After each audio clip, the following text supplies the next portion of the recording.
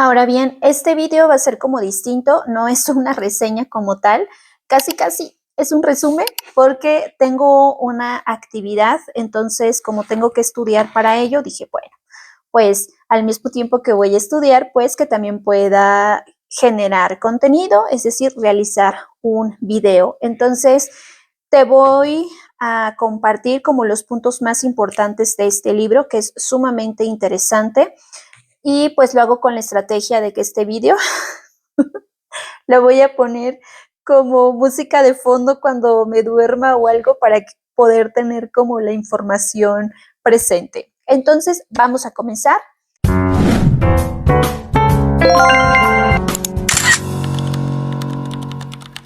Voy a dar como lectura de varios de los puntos. Comenzamos. Este libro, reitero, lo escribió Camelia Gaspar Martínez y ella menciona que el ejercicio de los derechos político-electorales de las mujeres indígenas se obstaculiza por la falta de acceso de las mujeres a otros derechos, como la educación, la alimentación, una vida libre de violencia, la falta de acceso a estos derechos básicos, pues evidentemente va a imposibilitar el acceso y el ejercicio de los derechos políticos. Menciona que los antecedentes de la pugna de las mujeres por sus derechos en el liberalismo ilustrado los encontramos en 1789 con el contexto del surgimiento de la Declaración Francesa de los Derechos del Hombre y del Ciudadano.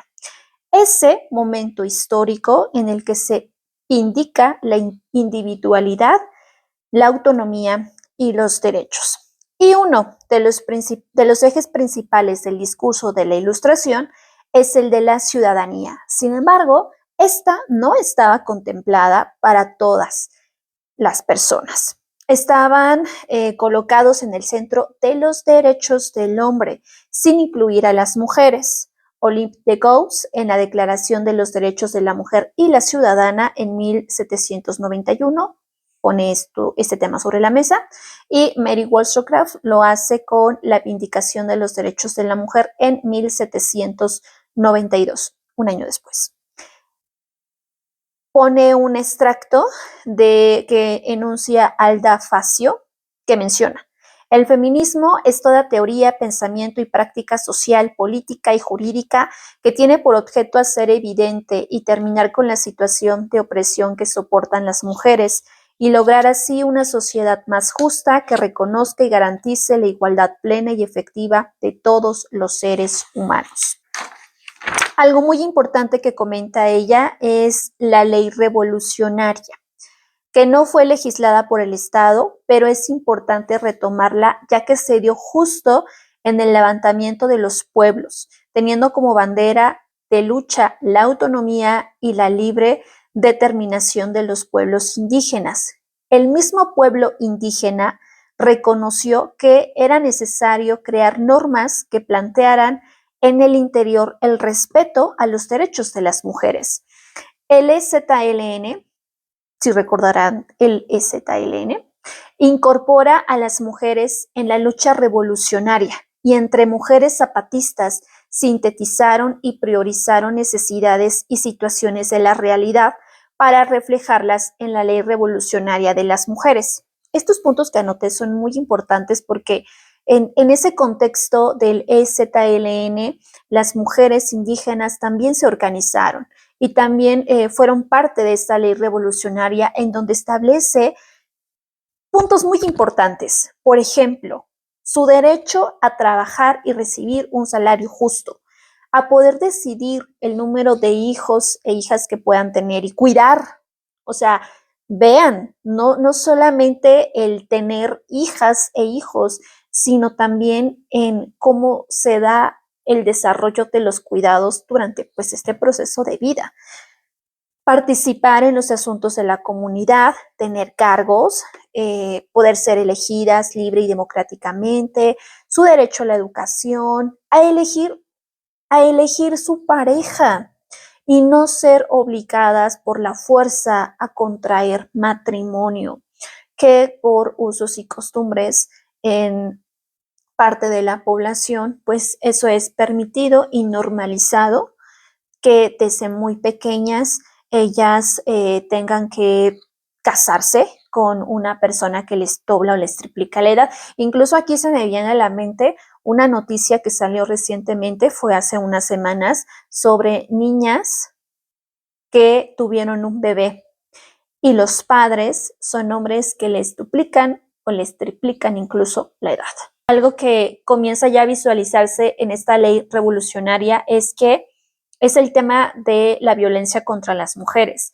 Y aquí menciona, ninguna mujer podrá ser golpeada o maltratada físicamente, ni por familiares ni por extraños. Los delitos e intento de violación o violación serán castigados severamente.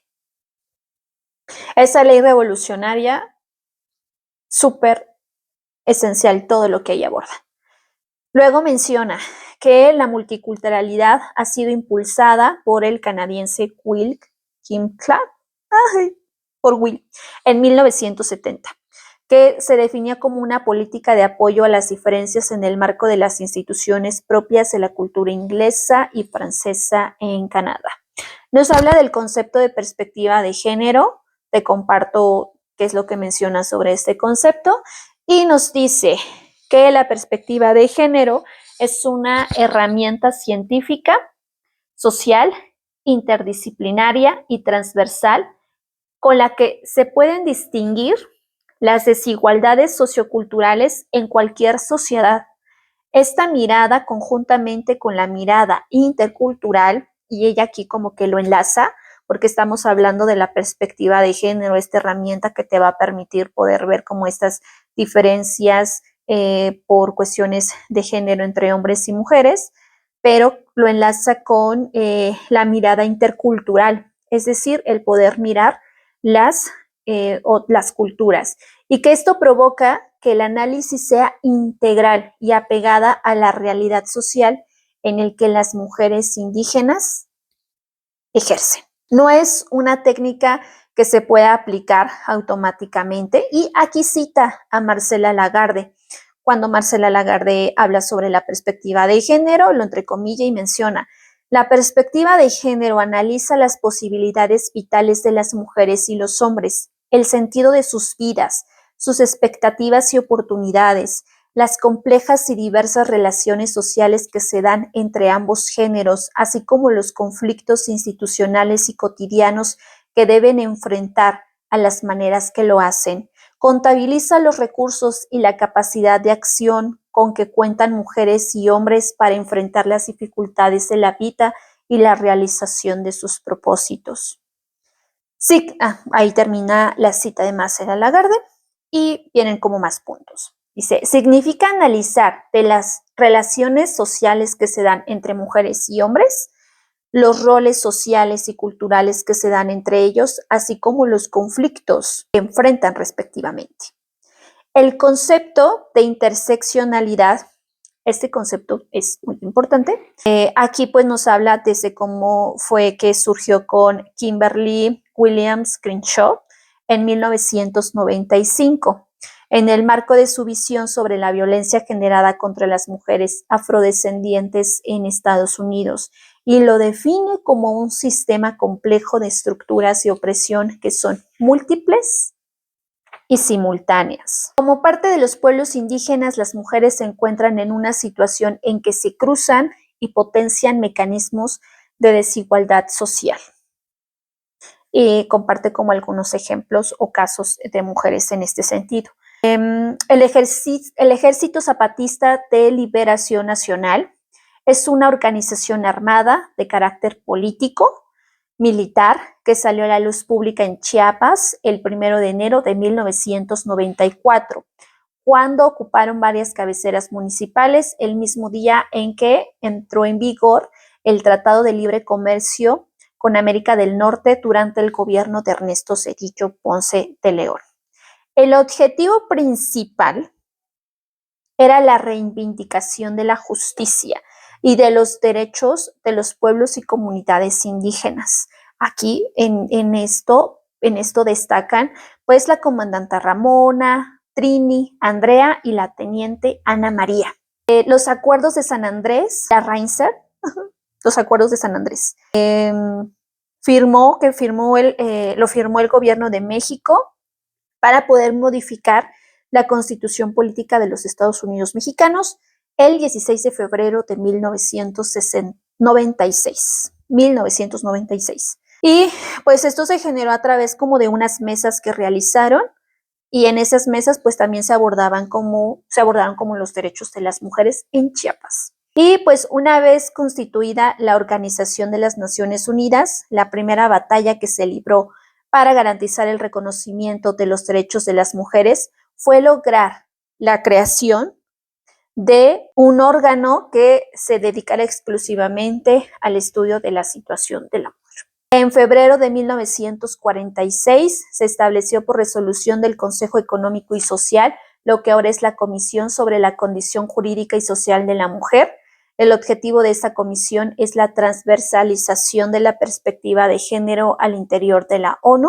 La Convención sobre los Derechos Políticos de la Mujer se firmó por México en 1952, que en ese tiempo México pues estaba viviendo un proceso de reconocimiento de los derechos de las mujeres al voto. Sin embargo, el proceso de ratificación por el Senado y el Ejecutivo concluyó hasta 1981, 28 años después. Y pues después viene la Convención sobre la Eliminación de todas las formas de discriminación contra la mujer. En 1979 se dio el paso más importante para los derechos de las mujeres en el ámbito internacional, pues se ratificó la CEDAW, siendo este el primer instrumento internacional de derechos humanos que toma como punto de partida la desigualdad histórica entre hombres y mujeres. Es decir, incorpora la perspectiva de género en su texto. Y en el preámbulo de esta convención se sitúa la igualdad sustantiva como una necesidad social e indispensable para el desarrollo. Aquí en igualdad sustantiva se refiere a que pues está como la igualdad jurídica, que es como que ya está, por ejemplo, en la Constitución, caso México, en la Constitución, pues ahí se establecen como cuáles son los derechos, pero la igualdad sustantiva es que de verdad se ejerza, es el ejercicio de estos derechos. El primer instrumento jurídico que reconoce que la cultura, las tradiciones, la religión pueden tener influencia en el comportamiento de las personas y eso limita el ejercicio de los derechos humanos. O sea, la CEDAW reconoce justamente la incidencia que tienen los usos y costumbres y la cultura en relación a cómo se comportan las personas y cómo de esta forma se llegan a limitar algunos derechos. Ahora, de esta convención se hace uno de los aportes más significativos que el derecho internacional ha hecho para alcanzar la igualdad sustantiva de las mujeres, al señalar en su artículo 5 que los estados partes tomarán las medidas apropiadas ¿para qué? Bueno, para modificar los patrones socioculturales de conducta de hombres y mujeres, con miras a alcanzar la eliminación de los prejuicios y las prácticas consuetudinarias y de cualquier otra índole que estén basadas en la idea de inferioridad o superioridad de cualquiera de los sexos o en funciones estereotipadas de hombres y mujeres.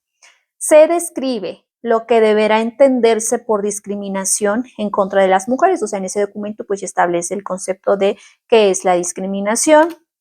Su definición pues es amplia, es integral y abarca las situaciones que tengan por objeto resultado cualquier discriminación, exclusión o restricción de la mujer. Para la CEDAW, la discriminación es socialmente construida, no es un principio esencial ni natural de la humanidad. A su vez, pues, se sientan las bases de la igualdad sustantiva, la definición que establece que las mujeres requieren tener las mismas oportunidades y disponer de un entorno que les permita conseguir la igualdad de resultados. No es suficiente garantizar a las mujeres un trato idéntico a los hombres, pues deben también tener en cuenta las diferencias biológicas y hay entre mujeres y los hombres. Y en ocasiones será necesario que haya un trato desigual para equilibrar las diferencias. Esto se ha denominado las acciones afirmativas o discriminación positiva en el ámbito de las políticas públicas, que el término que se suele mencionar más en relación a esto es el de igualdad. Sin embargo, ahora tendría que ser como equidad, porque igualdad es como lo mismo para todas las personas, pero hay que contemplar como estas diferencias y es por eso que se realiza pues estas acciones afirmativas o esta discriminación positiva que va a permitir que las personas, aun con estas diferencias que lleguen a tener, sí puedan estar en igualdad, pero para ello se tiene que mirar justamente como estas desigualdades que existen. Derechos de las mujeres es un sistema interamericano de derechos humanos. Bueno, nos habla de que en abril de 1948 la Organización de los Estados Americanos aprobó la Declaración Americana de los Derechos y Deberes del Hombre en Bogotá, Colombia. Es el primer documento interamericano de derechos humanos de carácter general y las convenciones que se adoptan en el sistema interamericano específicamente para las mujeres son los siguientes. El primero, Convención sobre la Nacionalidad de la Mujer en 1933, la Convención Interamericana sobre la Concesión de los Derechos Civiles de la Mujer en 1948, y la Convención Interamericana sobre la Concesión de los Derechos Políticos de la Mujer en 1948. Los nombres manifiestan el pensamiento de aquellos años, se concedieron u otorgaron, pero no se reconocieron sus derechos. El lenguaje muestra cómo la naturalización de los roles y las condiciones de las mujeres era tal que así se reflejaba en los instrumentos jurídicos, que aquí esto da pie como a un video reflexivo específicamente sobre el tema jurídico y los derechos de las mujeres. Por ejemplo, así súper cortito, un dato súper corto, acá en México, el que la mujer, o sea, una mujer podía ser acusada como de abandono y de hecho es una de las principales razones por las que algunas mujeres no abandonan un hogar cuando están en una situación de violencia porque las amenazan de te voy a demandar por abandono de hogar, que es algo que he visto muchísimo y este es un delito que pues no existe o ya no existe justamente porque impedía que aquellas mujeres que se encontraban en esta situación de violencia pues no dejaran su hogar, pero existía. O por ejemplo el divorcio, como o sea que tenía que haber causales para poder divorciarse. Y luego nos comparte que en 1969 se aprobó la Convención Americana sobre Derechos Humanos, que entró en vigor en 1978 y que ha sido ratificada en septiembre de 1997 por 25 países, entre ellos México. Y que esa convención define los derechos humanos que los estados ratificantes se comprometen internacionalmente a respetar y a garantizar. Y esta convención para la creación de la Corte Interamericana de Derechos Humanos, así como la Comisión Interamericana de Derechos Humanos. Y la Corte Interamericana de Derechos Humanos es muy importante para los derechos de las mujeres en México, ya que esta ha emitido sentencias relacionadas y relevantes que responsabilizan y condenan al Estado mexicano. Y algunas de estas sentencias se emitieron como por ejemplo en el caso Campo Algodonero y las sentencias de los casos de las mujeres indígenas del estado de Guerrero, de Inés y Valentina. En el caso, por ejemplo, de la sentencia del Campo Algodonero, fue una noticia como muy impactante en Ciudad Juárez de muchas mujeres que fueron encontradas muertas, pero que cuando sus familias acuden justamente a denunciar estas desapariciones, pues les dicen que andaban de voladas. Aquí me acordé ahorita del libro de Perras de Reserva, de Dalia de la Cerda, donde uno de sus relatos aborda justamente eso, lo que ocurrió con las mujeres en Ciudad Juárez y cómo las autoridades respondían ante pues las familias que se dieron cuenta que ellas ya no estaban, pero cuáles eran como estos comentarios, y que justamente de eso algunas familias pues llegaron incluso hasta la Corte Interamericana de Derechos Humanos, donde ya se da esta sentencia de González y otras Campo Algodonero, donde pues se visibiliza incluso esta violencia institucional y la importancia de la capacitación a las autoridades en este sentido. Incluso también ya ahorita hay como un protocolo para el tema de la investigación del feminicidio. Hay un documento, se los espero compartir, donde establece como paso a paso, o sea, en un lenguaje muy accesible, porque no necesariamente tienes que ser abogado. Bueno, hay términos jurídicos que una ciudadana o un ciudadano común no va a poder comprender o entender. Entonces, este protocolo te explica como paso a paso qué es lo que se realiza como en este sentido, porque ha habido como muchos casos en omisión de pruebas, en que el caso no es investigado debidamente. Entonces, estas sentencias sentaron un gran precedente. Y bueno, respecto a los derechos de las mujeres, en 1994 se adoptó la Convención Interamericana para prevenir, sancionar y erradicar la violencia contra la mujer, la Convención de Belém do Pará, que fue ratificada en México en 1998, que es una de las convenciones como muy presentes, tanto la CEDAW como la de Belém do Pará. Y si hablamos del reconocimiento de los derechos de las mujeres en México, pues hay como toda una cronología que va desde, por ejemplo, bueno, sé que está como que hay más datos previos, pero por ejemplo aquí parte este libro desde 1985 con Juana Gutiérrez de Mendoza, hija y esposa de un ferrocarrilero que inicia su labor de agitadora revolucionaria y teórica feminista, coronela del ejército zapatista que enfrentó a Zapata para impedir sus abusos de la tropa contra las mujeres.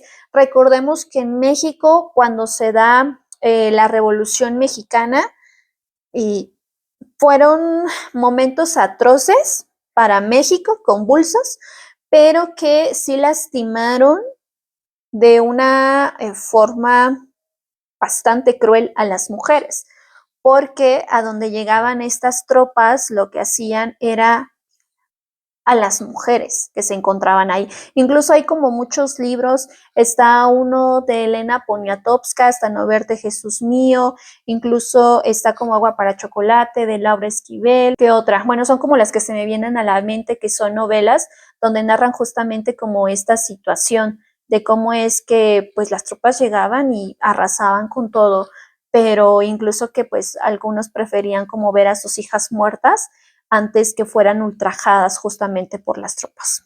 Este dato, pues la misma escritora Camila Gaspar menciona sobre lo de Juana Gutiérrez de Mendoza. El dato lo sacó de Carlos Monsiváis. Y luego menciona, al estallar ese movimiento revolucionario, pues muchas mujeres dejaron su papel de amas de casa o esposas y se sumaron a las revueltas. Está Carmen Cerdán, que muere en 1910 combatiendo en Puebla. En la Constitución de 1917 menciona que no se restringían ni se negaban los derechos, pero tampoco se mencionaban y en la práctica pues no los ejercían. De hecho, esto me recuerda a otro libro de Hermila Galindo, creo que se llama El Sol, algo lleva del Sol, de la... es una maestra, es una docente investigadora que se llama Rosa, no recuerdo su otro apellido, pero ahí nos habla de Hermila Galindo y cómo incluso ella envió una carta, o sea, hizo como todo lo posible para que en la Constitución se pudiera como aprobar los derechos políticos de las mujeres, porque ella sabía perfecto que era algo que tenía que estar establecido en el documento, de lo contrario no se iba a poder realizar, porque ya se había visto con anteriores casos en donde no se les permitía a las mujeres como tal el que ellas se pudieran postular. Y nos habla del primer Congreso Feminista en Yucatán en 1915, que fue convocado por el gobernador Salvador Alvarado. en donde se reunieron las mujeres con el objetivo de discutir la posición de la mujer en la nueva sociedad, donde hubo ahí como una confrontación, porque había mujeres que estaban como a favor de que efectivamente pudieran las mujeres votar y ser electas en estos procesos, pero había quienes referían que no, que la mujer no estaba preparada para hacerlo. Entonces, fue un debate por ahí muy interesante con lo que compartían las mujeres de esa época en relación a ese tema de debate en concreto sobre el derecho al voto de las mujeres. Y en 1919 se fundó el Consejo Feminista Mexicano para la Emancipación Política, Económica o Social de la Mujer. En 1920 se llevó a cabo el Congreso de Obreras y Campesinas. 1923 el primer Congreso Nacional Feminista en la Ciudad de México, en el que se planteó el reconocimiento del derecho a las mujeres, entre ellos, al voto.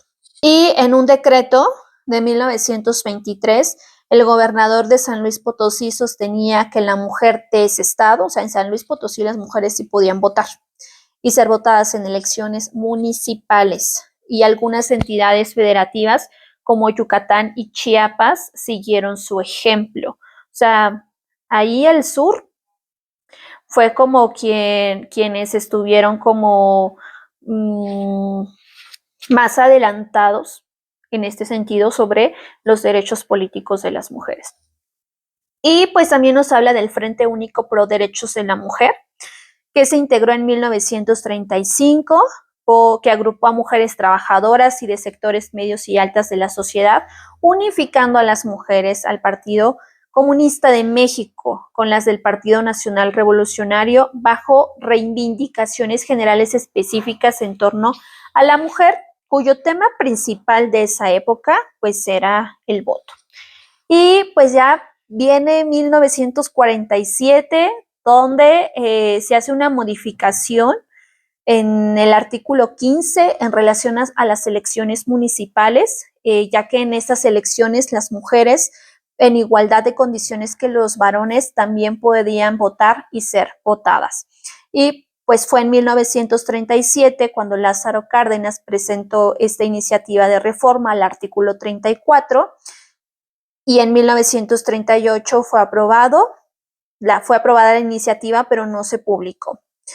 Pero ya en el 9 de diciembre de 1952, Adolfo Ruiz Cortines presentó una iniciativa para que las mujeres se les reconociera el derecho al voto a nivel federal. Entonces, el primer pasito fue a nivel municipal, cuando ya por fin en 1947 se realiza esta modificación al artículo 15 de la Constitución, pero a nivel federal pues faltaba todavía esa parte. Y se da hasta 1952, donde se reconoce este derecho al voto a nivel federal, se hace la modificación al artículo 34 y el artículo 115, y esta iniciativa se aprobó el 17 de octubre de 1953. Y por ende, las mujeres votaron por primera vez en 1955, y en esa elección fueron electas 4 diputadas. Para 1963 ya había senadoras. Para 1958 fue nombrada la primera subsecretaria de Estado de la SEP. Para 1970, la primera oficial mayor de la Secretaría de Relaciones Exteriores. Para 1981, la primera secretaria del Estado en Turismo. Para 1979, la primer gobernadora, Griselda Álvarez Ponce de León, en el estado de Colima.